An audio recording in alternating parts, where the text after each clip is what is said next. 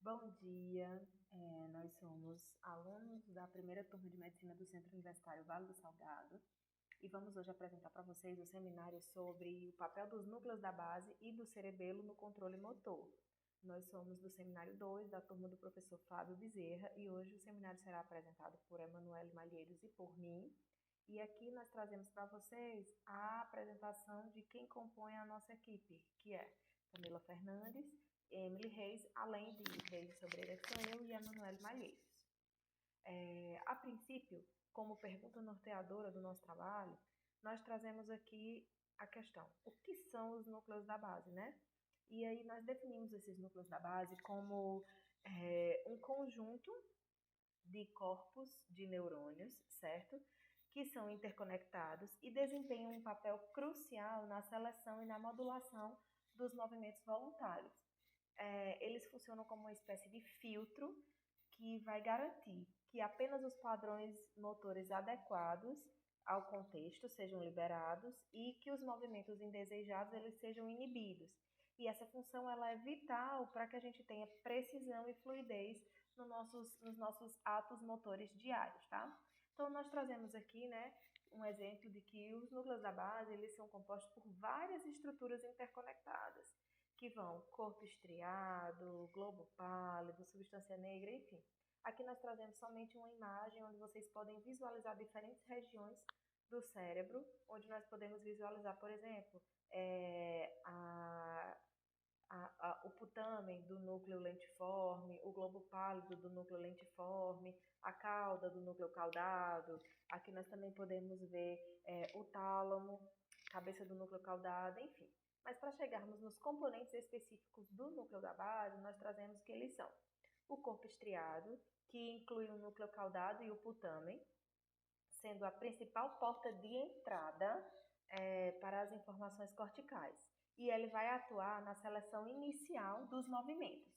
O globo pálido, aqui como nós podemos ver, o globo pálido, ele é dividido em partes interna e externa. Então, nós temos o GPI, que é o globo pálido interno, e o GPE, que é o globo pálido externo. E eles funcionam como a principal saída dos gânglios da base, modulando a atividade talâmica. Depois do globo pálido, nós trazemos aqui a substância negra, que ela fica localizada no mesencéfalo e ela possui uma parte compacta, a substância negra compacta, e que é a produtora de dopamina, né, que vai ser essencial para o movimento. E também temos a substância negra reticulada, que ela tem a função inibitória, certo? Além dessa substância negra, nós temos também o núcleo subtalâmico, que é uma estrutura pequena, mas que é fundamental. Ela vai interagir com o globo pálido e a substância negra e vai desempenhar um papel nas vias do controle motor, certo? Além disso, a gente também tem as vias de comunicação, que elas são, como é que eu posso dizer? Vai permitir a comunicação entre os núcleos da base, certo? Para que eles possam se comunicar de forma extensiva com as áreas corticais, do córtex motor, do córtex pré-motor, do pré-frontal e com o tálamo, formando alças que regulam o movimento e a cognição, tá certo? Além disso, a gente traz aqui para vocês que os núcleos da base eles vão ser fundamentais para o planejamento e execução do movimento, porque eles promovem uma seleção organizada, uma seleção e organização do movimento, conseguem identificar e planejar a intensidade e a direção do movimento e promover fluidez e suavidade. Quando a gente fala de seleção e organização, os núcleos eles vão, como é que eu posso dizer? Organizar os padrões motores que são adequados para aquele movimento. Eles vão inibir os movimentos que são competitivos ou que são irrelevantes para a ação que a gente está desejando naquele momento. Com relação à intensidade e à direção, a gente traz que os núcleos da base eles vão modular a intensidade e direcionar o movimento para garantir que a força aplicada e o trajeto percorrido sejam preciosos e controlados. Além disso, quando a gente fala da fluidez e da suavidade, é porque os núcleos da base eles vão contribuir com essa fluidez dos movimentos, evitando rigidez ou excesso de oscilação, que seriam prejudiciais para a coordenação daquele movimento, certo? E aí acontece de duas maneiras. Nós temos duas vias para os núcleos da base, né? Nós temos a via direta, que é a via facilitadora, e temos a via indireta, que é a via inibitória. Na via facilitadora, nós temos que a via direta, no caso a facilitadora, ela é principalmente mediada pelo estriado e pelo globo pálido interno, que vai facilitar o movimento. Quando ela é ativada, ela vai desinibir o tálamo e vai permitir que o tálamo excite o córtex motor, o que vai resultar no movimento. E ele vai ser muito importante, vai ser crucial para a iniciação dos movimentos voluntários e a seleção das ações apropriadas, porque eu vou conseguir planejar e saber qual é a ação que eu preciso para aquele momento. Além dessa via facilitadora, nós temos a via indireta, que é a via inibitória.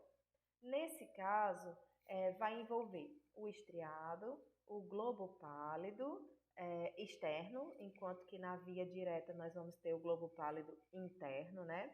E vamos ter também a utilização do núcleo subtalâmico aqui, que vai inibir os movimentos que são indesejados. A ativação dessa via indireta ou da via inibitória vai levar à inibição do tálamo, que é o contrário da via direta, que desinibe o tálamo. Isso vai suprimir os movimentos que poderiam interferir na ação principal, tá certo? E aí, todas as vias, né, tanto a direta quanto a via indireta, elas vão ser essenciais para o refinamento motor, para a realização do movimento. Além disso, nós trazemos aqui também que a automatização de movimentos e o refinamento motor está relacionado também ao papel fundamental dos núcleos da base nessa automatização dos movimentos aprendidos. Por exemplo, como é que eu posso dizer? Os movimentos eles se formam, vão acabar se tornando, né, inconscientes e eficientes devido à sua atuação. Tem uma capacidade que libera o córtex para outras funções cognitivas. Aqui nós temos, por exemplo, que a capacidade dos núcleos da base de automatizar esses movimentos vai transformar sequências de movimentos em uma espécie de programas motores pré-definidos que vão liberar o córtex para outras funções cognitivas, enquanto as situações acontecem. Atividades como andar de bicicleta, caminhar, digitar, você percebe que você vai conseguindo tendo melhoria dessas atividades com a prática. Você vai tendo memórias e automatização desses movimentos que você consegue muitas vezes fazer até de olhos fechados. Você consegue até fazer os movimentos sem visualizar como eles estão sendo feitos, certo? E a comunicação contínua entre as áreas corticais e a área do tálamo vai permitir esse refinamento motor, ajustando constantemente os movimentos para garantir precisão e adaptabilidade a diferentes contextos, tá? Com relação às disfunções do núcleo da base, a gente traz aqui que a disfunção ela pode levar a doenças como Parkinson, por exemplo.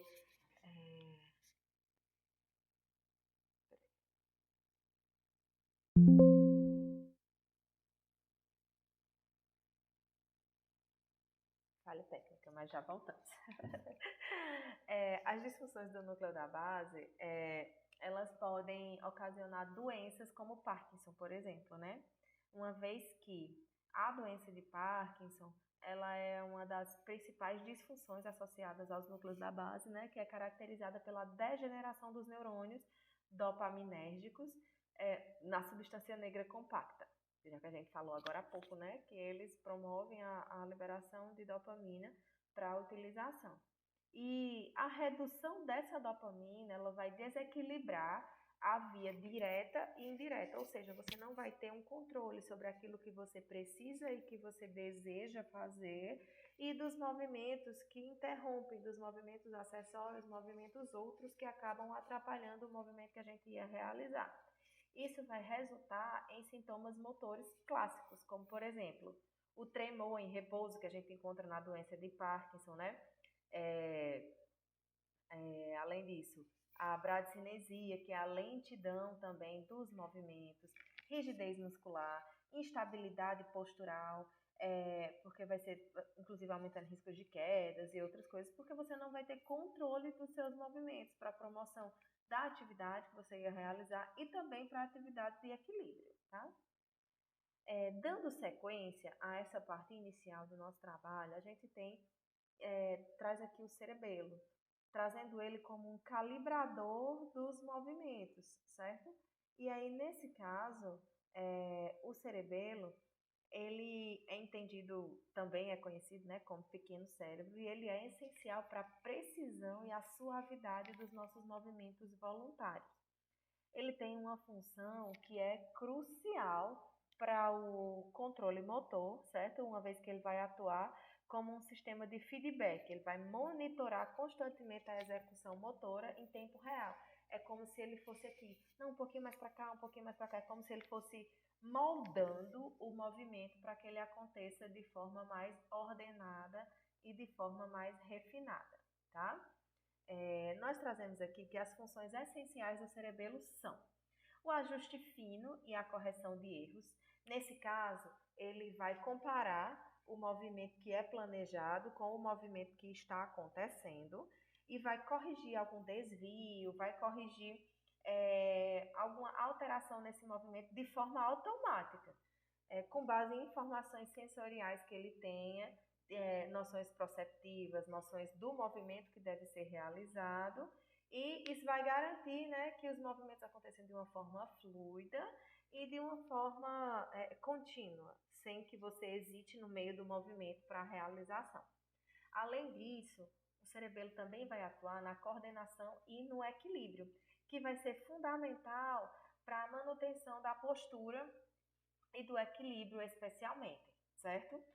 Principalmente através da atuação dos lobos vestíbulo-cocleares, que vão estar relacionados, né, às questões de equilíbrio também, e eles vão interagir com informações do sistema vestibular, dando noção de posição, noção de equilíbrio, para que a gente consiga utilizar isso a favor do movimento que nós estamos realizando, para que ele aconteça de uma forma, como é que eu posso dizer, contextualizada, que o movimento aconteça na forma que ele deve acontecer. Outra função também do cerebelo é a questão da regulação do tônus muscular.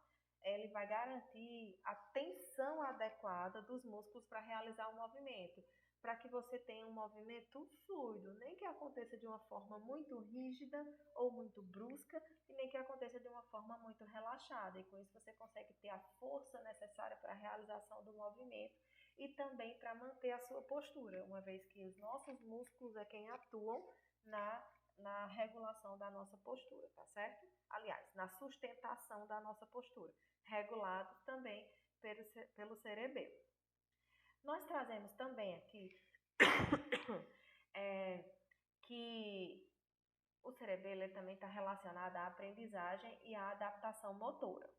Ele vai desempenhar um papel que é crucial na aprendizagem de novas habilidades motoras e também na adaptação às diferentes demandas que a gente tem em relação ao ambiente que a gente está inserido. É como se ele aprendesse e ele refina os padrões de movimento. Ele aprende o movimento de uma forma mais bruta, digamos assim, e ele vai padronizar, refinar os movimentos para que eles aconteçam de forma mais adequada. E isso acontece por meio de quê? Da prática repetida, uma vez que através da repetição, quanto mais você repete aquele movimento, o cerebelo ele vai otimizando os circuitos neurais, tornando os movimentos mais eficientes e automáticos. Então, a cada vez que você faz, a cada repetição, você faz ele melhor, você faz ele mais coordenado, tá? Outra função que o cerebelo traz aqui para essa aprendizagem e adaptação motora é o feedback sensorial. Ele utiliza o feedback sensorial para refinar continuamente as previsões motoras e ajustar a execução. Por exemplo, como a adaptação a um terreno desnivelado, por exemplo, a gente já vai tendo noção de que vai precisar se equilibrar de uma forma diferente, de que vai precisar se posicionar de uma forma diferente para se manter equilibrado, ou para se manter na posição que você está buscando, ou para realizar o movimento que você está tentando realizar. Além disso, a gente também tem a aquisição de habilidades, o que é essencial, uma vez que a gente vai conseguir adquirir habilidades mais complexas, como tocar um instrumento musical, como praticar esportes, dirigir, coisas que precisam de movimentos precisos e refinados, e com isso a gente vai conseguir adquirir a habilidade através dessa capacidade que o cerebelo tem de aprender e de se adaptar a novas situações, tá certo? O cerebelo, a gente traz aqui um destaque, né, para a sua atuação como um centro de controle para coordenação motora, principalmente relacionada a equilíbrio, postura, tônus muscular, como nós falamos agora há pouco. E trazemos o destaque de que ele vai atuar como um centro de progresso motor, recebendo informações sensoriais, processando e enviando os sinais para ajustar a atividade muscular.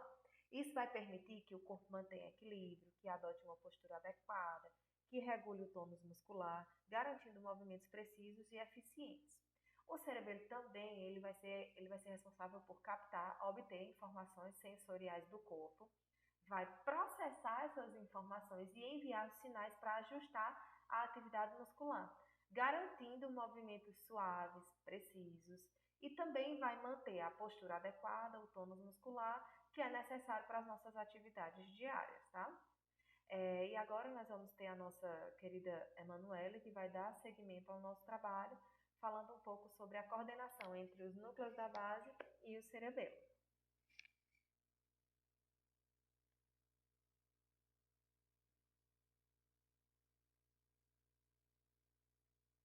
Olá, eu sou Emanuele Malheiro, acadêmica de medicina do segundo semestre da UniVS, e estou aqui para dar continuidade ao assunto apresentado por minha colega Daisy. Vou falar agora sobre o papel dos núcleos da base e do cerebelo no controle motor.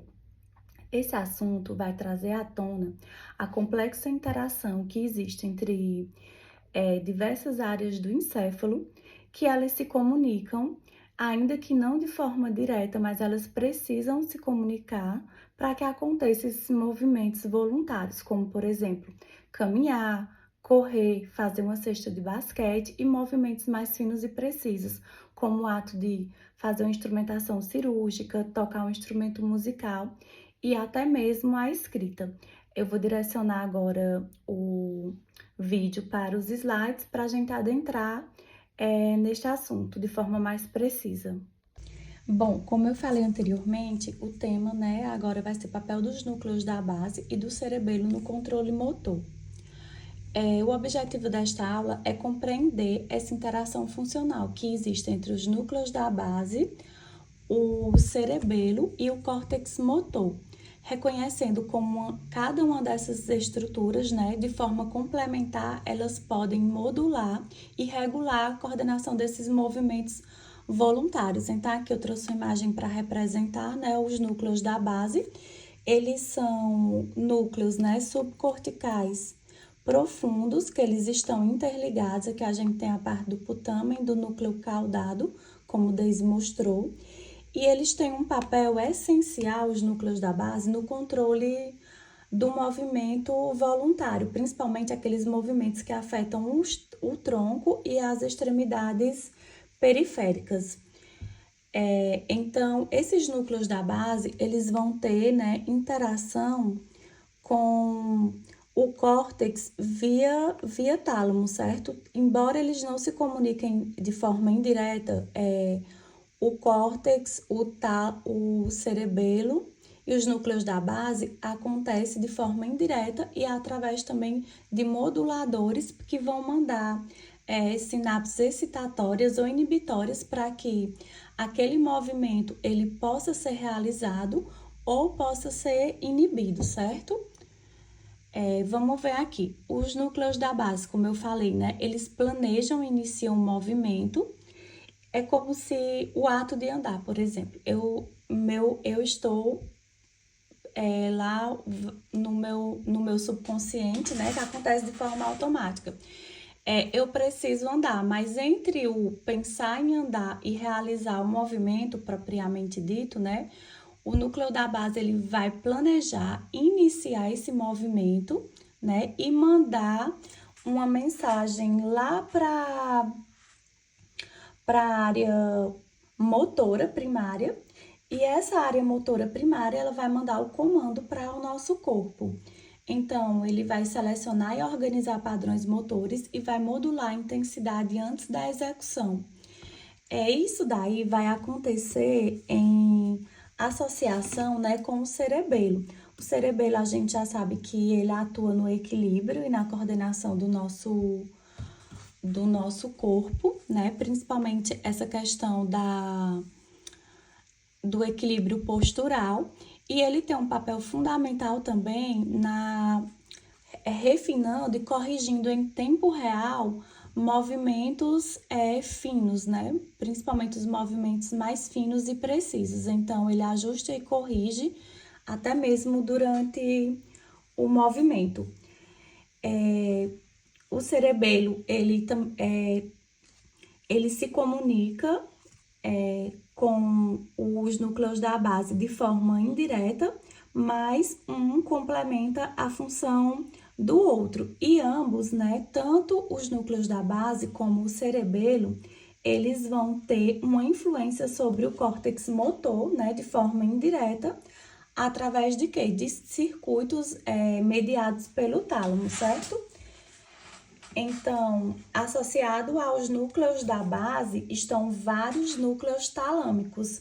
Então, esses núcleos talâmicos, eles existem, né, tanto na forma ventral lateral, como na forma ventral anterior.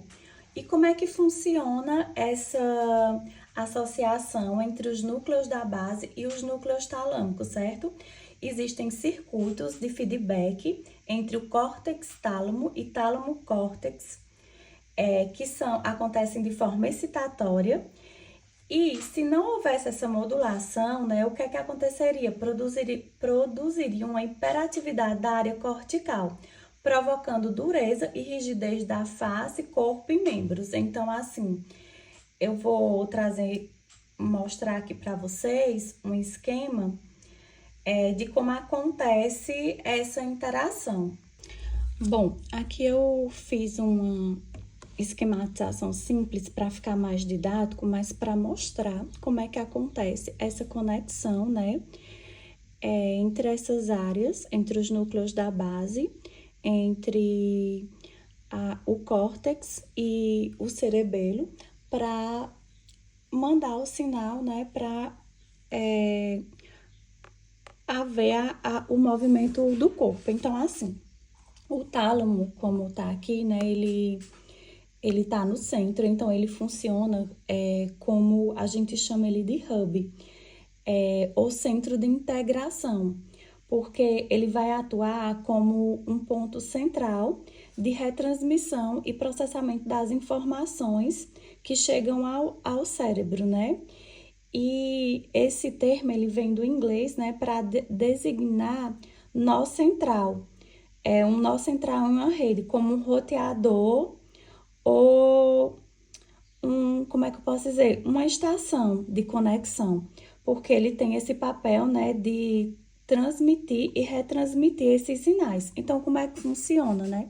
Vamos aqui observar, ó. Tanto o cerebelo como a substância negra, né, vai mandar esse sinal para o tálamo. O tálamo, ele vai transmitir esse sinal lá para a área pré-motora, que como eu falei anteriormente, na área pré-motora ainda não está ocorrendo um movimento propriamente dito, é como se fosse o pensamento ali, vou andar, vou correr, certo? Então, assim, o tálamo, ele envia para a área pré-motora, né, que vai enviar essa informação para os núcleos da base. E os núcleos da base Eu coloquei aqui, tem outros, óbvio, mas eu coloquei aqui o putama e o caudado vão transmitir esse sinal lá para o córtex motor primário, que é o córtex motor propriamente dito, que vai enviar o sinal para movimentar o corpo. Só que é interessante a gente pontuar aqui que toda essa conexão aqui, ela acontece por uma via bem mais complexa, certo? E ela também acontece via moduladores químicos, né? Que são alguns neurotransmissores. Então, nesse esquema aqui, a gente vai ter tanto neurotransmissores excitatórios, quanto neurotransmissores inibitórios. Por exemplo, o tálamo, ele está em constante atividade, né, para realizar esses movimentos. Digamos que os núcleos da base, eles perdem essa função, essa capacidade, que é o que a gente vai ver em algumas patologias a seguir, né? Digamos que eles perdem essa função de mandar esse sinal inibitório lá para o tálamo e dizer assim, olha, tálamo, tá bom, para aí, eu não estou precisando desse movimento agora. Se não há esse controle, né, de inibição, é como se o nosso corpo, ele ficasse em constante movimento de hiperatividade. Por exemplo, como aquelas pessoas que têm aqueles movimentos de face que fica o tempo inteiro ou rígido, ou fica o tempo inteiro movimentando, certo? Então, eu vou passar aqui para a gente mostrar um outro esquema, né? Esse aqui ainda é relativamente um esquema simples, como eu falei, porque acontece de forma bem mais complexa. Mas aqui, ó, a gente tem um esquema já com a ilustração das vias excitatórias e inibitórias. Essas setas em azul contínua representam, né, os neurotransmissores excitatórios e as linhas pontilhadas, os neurotransmissores inibitórios. Como eu mostrei anteriormente no esquema, aqui a gente tem, né, o cerebelo enviando esse sinal excitatório lá para o meu córtex, né, pré-motor, que vai enviar esse sinal para os núcleos da base, né, e aí o cerebelo também envia para os núcleos da base, que envia esse sinal lá para o tálamo e vai haver essa execução do movimento, bem como a gente tem aqui um efeito inibitório, né, da substância negra que manda lá para o cerebelo. Então, aqui a gente eu trouxe uma tabela mostrando os principais neurotransmissores que estão presentes no controle dos movimentos voluntários. Nós vamos ter aqui, né, alguns tipos excitatórios, como o glutamato, que atua lá no córtex, né, no núcleo da base, no tálamo, no cerebelo. Ele é menos frequente e é o principal neurotransmissor excitatório do sistema nervoso central.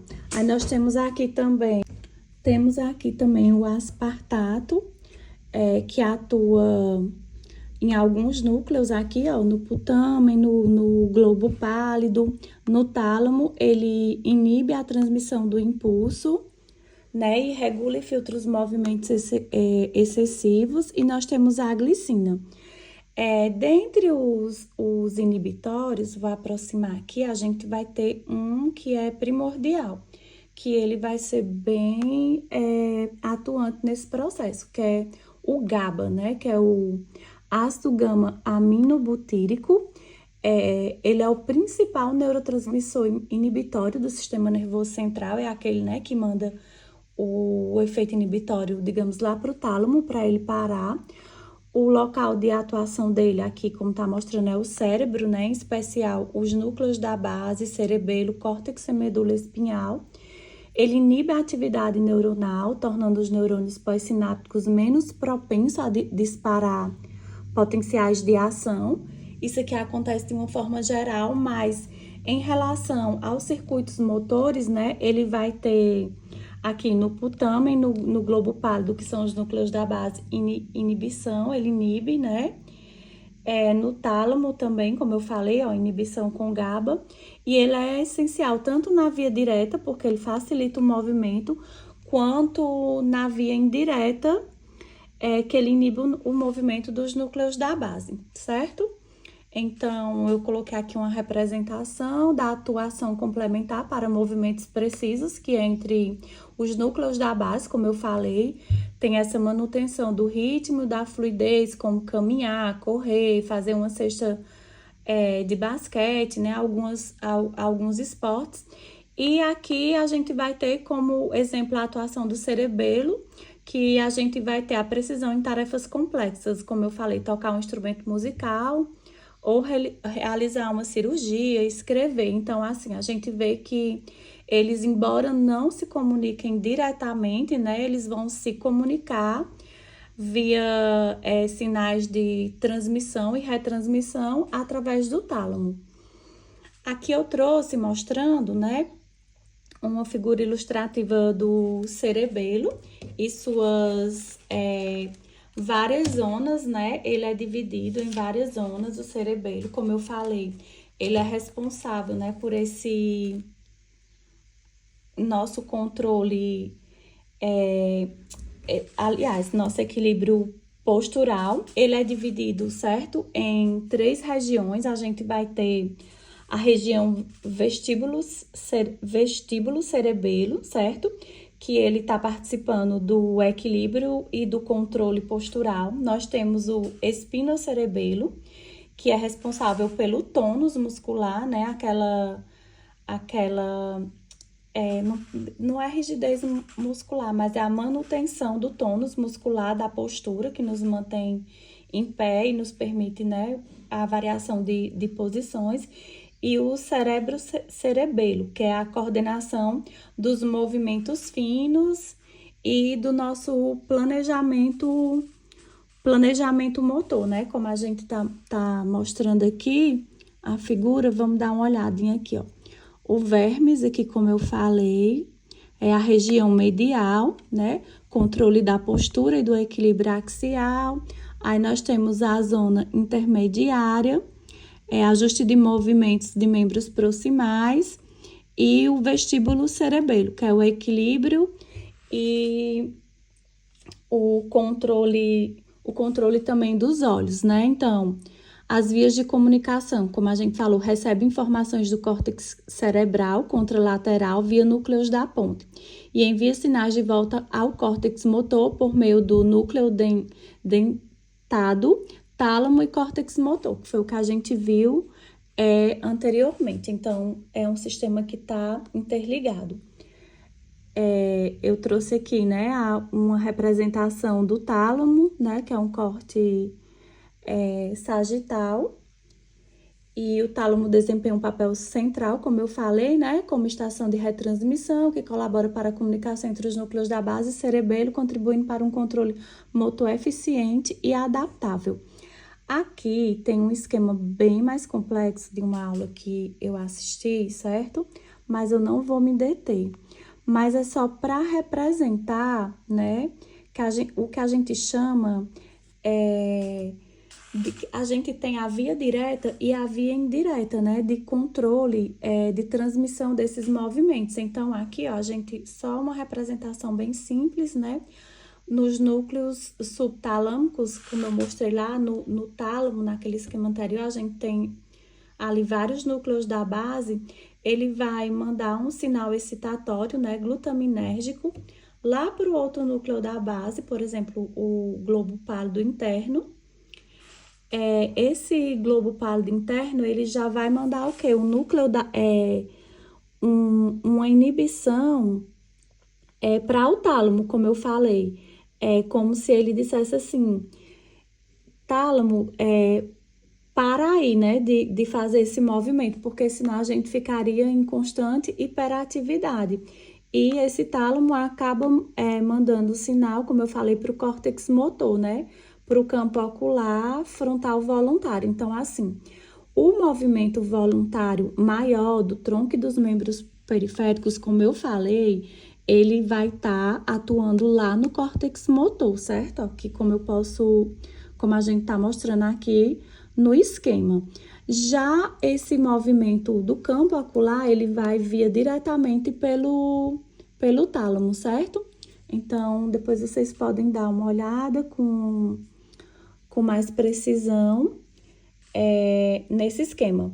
Aqui, como eu falei, é a via direta, que acontece via tálamo, e aqui a via indireta, que já vai fazer o movimento de quê? De inibição, certo? Vai estar inibindo o movimento e aqui vai estar estimulando o movimento. Então, finalizando essa primeira parte da nossa aula, a gente fez um resumo aqui, né, que mostra essa interação entre essas várias áreas, onde o córtex motor planeja e inicia o movimento. O tálamo, né, ele vai transmitir informações moduladas de volta ao córtex motor para ajustes contínuos. Os núcleos da base, né, ele tem uma função primordial porque ele seleciona e organiza os padrões motores, inibindo as ações indesejadas, e o cerebelo ele vai refinar e corrigir os movimentos em tempo real, garantindo precisão e fluidez. Bom, depois da gente compreender toda essa integração complexa e a função dos núcleos da base, a gente vai poder compreender que há alterações, né, nos núcleos da base, na função dos núcleos da base, vai ocasionar consequências, né, negativas para essa execução dos movimentos voluntários do nosso corpo, e lesões ou disfunções, né, neles, vai acarretar uma série de síndrome, e uma das mais conhecidas é a doença de Parkinson, né? Que ela traz sintomas chaves, que justamente são sintomas que estão totalmente interligados a essa falta, a essa ausência ou a essa deficiência do controle motor. Por exemplo, nessa síndrome, nessa doença, né, a gente vai ter alguns sintomas chaves, como, por exemplo, bradicinesia, que é o tremor de repouso, né? O paciente, ele com mal de Parkinson, ele tem esse tremor, por exemplo, em repouso. Se eu pedir para o paciente com mal de Parkinson, ele me entregar uma caneta, ao movimentar a gente não vai perceber, mas em repouso ele vai tremer. E a gente costuma dizer que ele tem um movimento em repouso que é mais ou menos assim, como se fosse, a gente chama de contar moedas, certo? Outra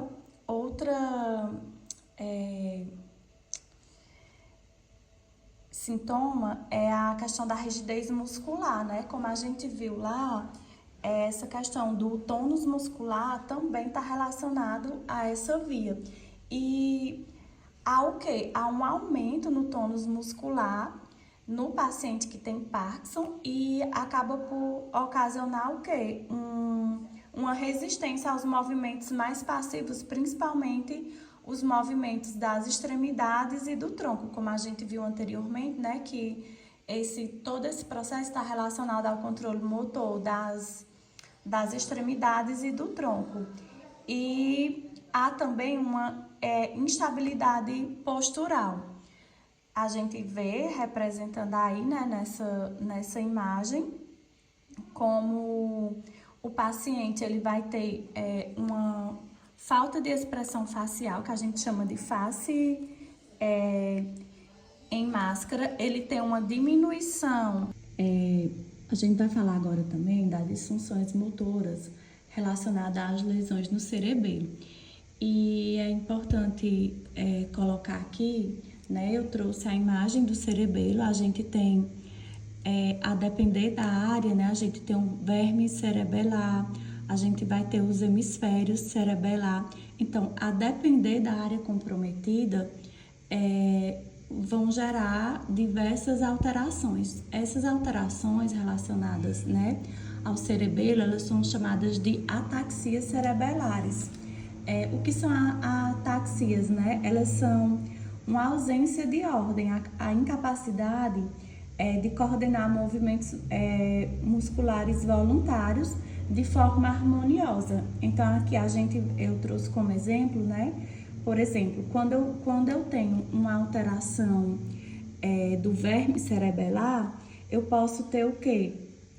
Uma dificuldade, né, no equilíbrio e no movimento do tronco, e a gente vai ter o que a gente pode chamar de marcha instável, que é uma marcha com a base alargada, né, que o paciente vai ter.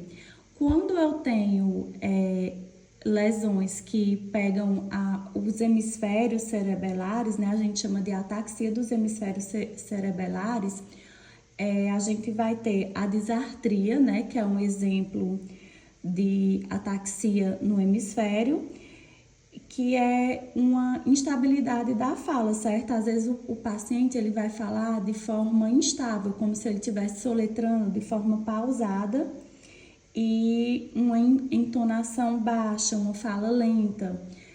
No tremor de intenção também está relacionado a uma ataxia do hemisfério cerebelar, e é um tremor que aumenta quando à medida que o movimento se aproxima do alvo, por exemplo, é o contrário do movimento da bradicinesia do Parkinson, porque o paciente do Parkinson, quando ele vai realizar o movimento, ele não treme, e já nesse caso, né, do tremor de intenção, vai acontecer justamente o contrário, quando à medida que vai se aproximando, vai tremendo mais, tremendo durante o movimento.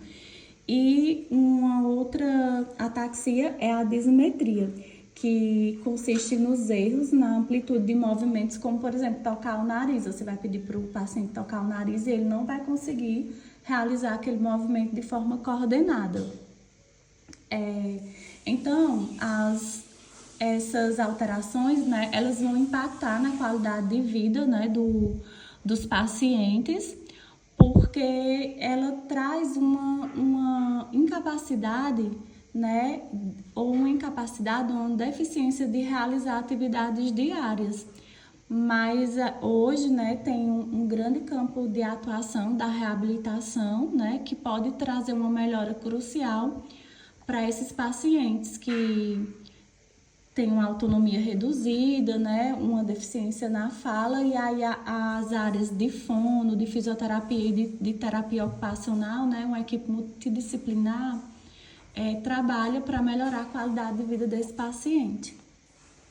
Obrigada pela atenção, e a gente deixa aqui a importância do profissional conhecer essa via complexa, né, integrativa, que é responsável pelo o controle motor do nosso organismo, e com isso o profissional ele pode detectar de forma mais precoce e mais precisa possíveis alterações patológicas nesse controle motor, e com isso auxiliar no tratamento e melhorar a qualidade de vida desse paciente.